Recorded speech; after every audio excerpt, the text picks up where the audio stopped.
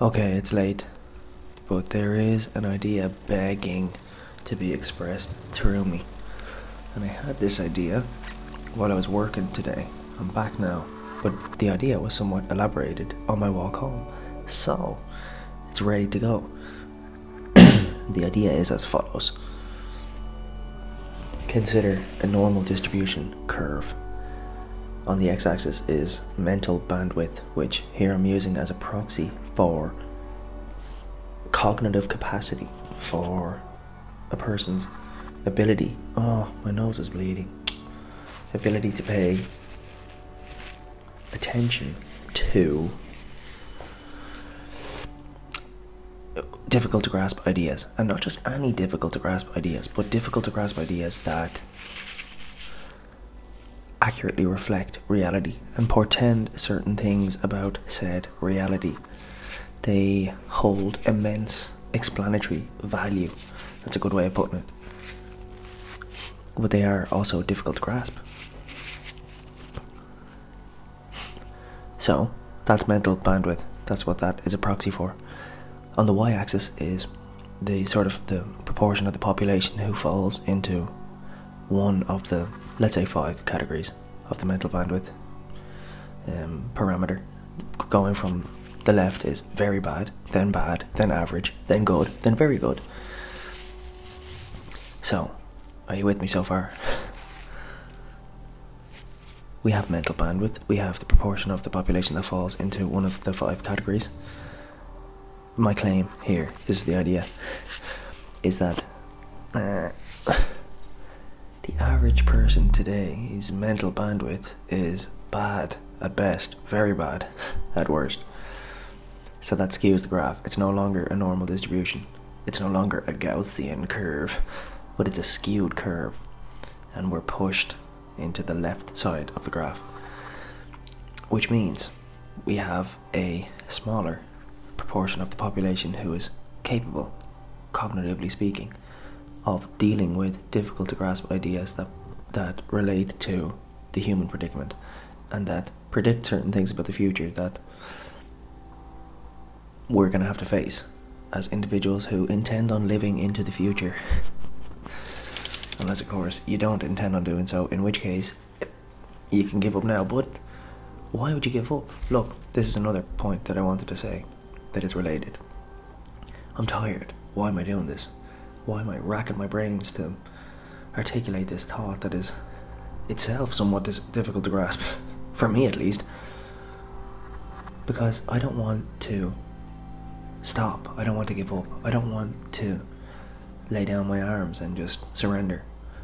That's how I feel. That's what I feel I would be doing if I didn't pursue these things that I'm feeling naturally drawn towards. And this is a huge fight we're in. This is a huge war. Whoa. This is now... I'm not sure anybody's keeping up at this stage, James. What are you talking about? I'm talking about the human predicament. I'm talking about the stakes of the times that we live in. Think about biodiversity loss. Think about climate change. I don't care where you fall on the spectrum of acceptance or denial. Because it actually, you don't even have to think about that. Think about pollution. Think about the disintegration of society in such a way that causes the individual to become atomized and has no real community bonds. Think about what else have we got? We've got ocean acidification. We've got the ocean currents acting up and changing in such a way that would actually change weather patterns on continents to something weird that makes agriculture impossible in areas that are currently high yield areas of agricultural produce. You've got supply chain issues. You have to think about the fragility of supply chains and how many people rely on nitrogen, for example, being delivered to their far off area in the back arse of nowhere in India. And what happens when that supply chain, which is fragile, breaks down? That's what I'm talking about. They're the difficult to grasp ideas. I hope that gives a bit of context. So, a smaller proportion of the population is capable of dealing with these. Because why is that graph skewed to the bad and very bad end of the spectrum? It's because we're all being hooked by everybody knows this, okay? Like, this is nothing new. We're all being hooked by the social media platforms. They're limbically hijacking us, and they're stealing our attention. They're stealing our minds. We can no longer pay attention to other things, other more fulfilling things, other more difficult to grasp things, because our attention is finite. You only have so much in a day, and a lot of it is being apportioned to these limbic hijacking apps. Nothing new there. But consider you're doing that on a daily basis. It has become habitual. You're training your mind to do that, which is to say that you are actually making yourself dumb. And we're doing that at a population level. We're making our population dumb. So, but it's worse than that, because even if you reject all the limbic hijack stuff and you become able to just be aware and give your attention to whatever it is that crops up in your environment that isn't a limbic hijacking thing, and deeply focus on it, okay? And you're at that baseline. The cultural baseline in our culture is still very low. Like, for this reason, none of us are adequately educated. We're not equipped with, by our culture this is, we're not equipped with the right toolkit to be able to go forth into the world and be effective members of change, and be agents of change and adaptation in that world, because our institutions aren't teaching us the skills we need to know. Because they're medieval institutions. What was the point I was trying to make? So even the baseline of cognition and cognitive capacity is very low, given the magnitude of the challenges that are before us. We have not been equipped with the toolkit. The culture has failed us in that sense. So the cultural baseline, even if you reject the limbic hijack stuff, is still low. Oof. So that's a scary thought. I'm actually scared by that. If you let that sink in, it's like, oh no. Because we need people who can initially do this as individuals, raise their baseline to a much higher level, their mental bandwidth baseline, that is, so as to be able to grok these difficult to grasp ideas, and to actually articulate them and transmit them to other minds, because that's going to be important too. But just individuals to develop a holistic and integrative outlook on the human predicament, so as not to fall into the same freaking mistake pattern that our ancestors fell into, recent ancestors, and that people are currently making, which is just, simply put, it is narrowly define the problem, come up with solution sets based on that narrow definition of the problem, and implement said solutions without concern for the wide boundary lens analysis, which would inform you about the innumerable unintended consequences that come with the application of that solution to the narrowly defined problem, creating more problems than were there initially. It's like the Hydra. You cut off one head, 7 more pop up. So that's the mistake we've been making.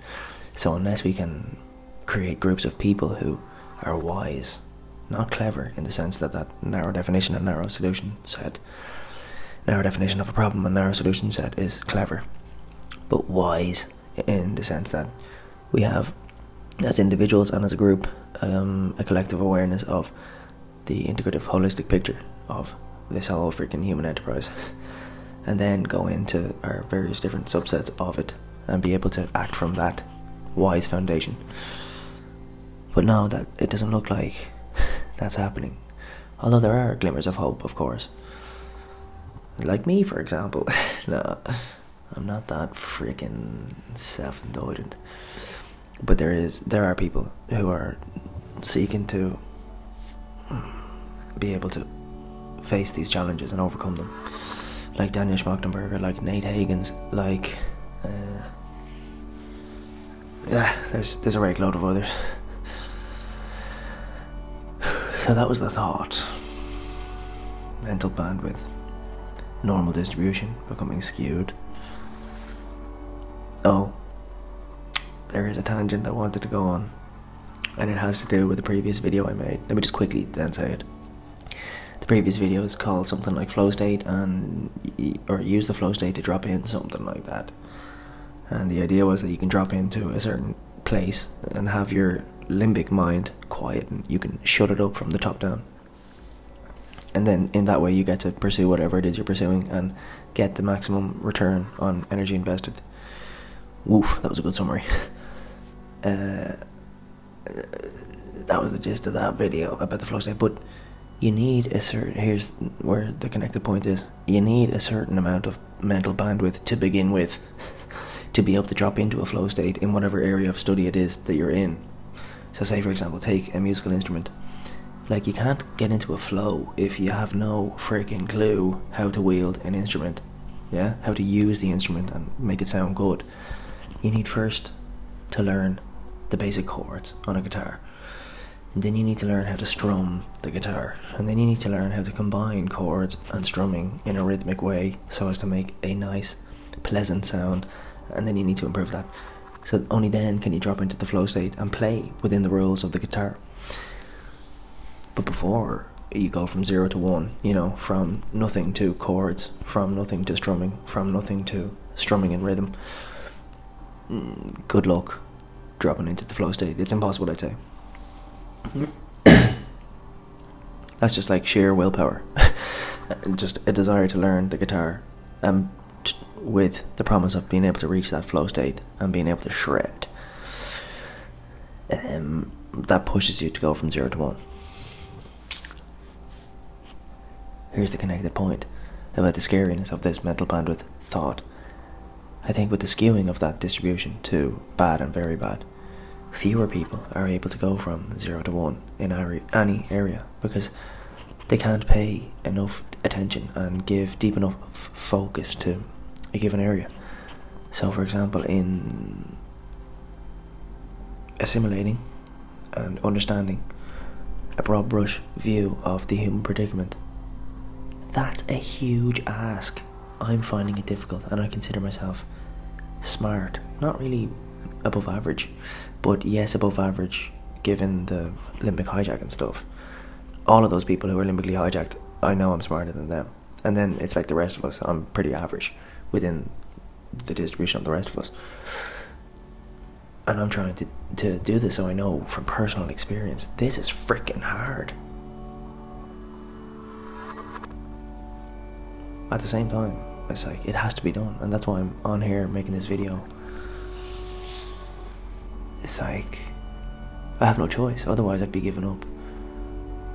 So I have to. Yeah. Address your limbic hijack problem. Get into the pool of people who are just baseline